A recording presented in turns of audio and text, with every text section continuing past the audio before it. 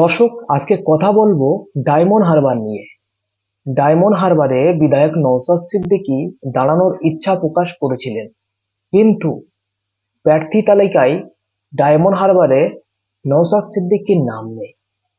একবার social media জুড়ে বিভিন্ন মানুষের মনে বিভিন্ন প্রশ্ন জেগে উঠেছে যে ডায়মন্ড হারবারে নওশাদ সিদ্দিকী তো দাঁড়ানোর ইচ্ছা প্রকাশ করেছিলেন, কেন নওশাদ সিদ্দিকী ডায়মন্ড হারবারে দাঁড়াচ্ছে না?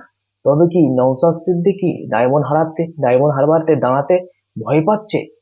আপনারা দেখতেই পাবেন, সোশ্যাল মিডিয়া খুললেই আপনারা দেখতেই পাবেন যে অনেক ধরনের মানুষ বিভিন্ন ধরনের কথাবার্তা সোশ্যাল মিডিয়ায় বলে বলে বেড়াচ্ছে যে নওশাদ সিদ্দিকী ডায়মন্ড হারবারে দাঁড়ালে হেরে যাবে। সেই ভয়ে নওশাদ সিদ্দিকী ডায়মন্ড হারবারে দাঁড়াতে পারছে না, পিছিয়ে যাচ্ছে। ডায়মন্ড হারবারে ভোটে দাঁড়াবেন না বিধায়ক নওশাদ সিদ্দিকী। অনেক মানুষ কিন্তু এই ধরনের কথাবার্তা বলে বলে বেড়াচ্ছে। আমরা যতটা জানি, বিধায়ক নওশাদ সিদ্দিকী তিনি এখনো নিজের মুখে বলেনি যে আমি ডায়মন্ড হারবারে দাঁড়াবো না। তিনি কিন্তু এখনো বলছে যে আমি ডায়মন্ড হারবারে দাঁড়াবো। এখনো এটা বলছে বিধায়ক নওশাদ সিদ্দিকী, আমি ডায়মন্ড হারবারে দাঁড়াবো।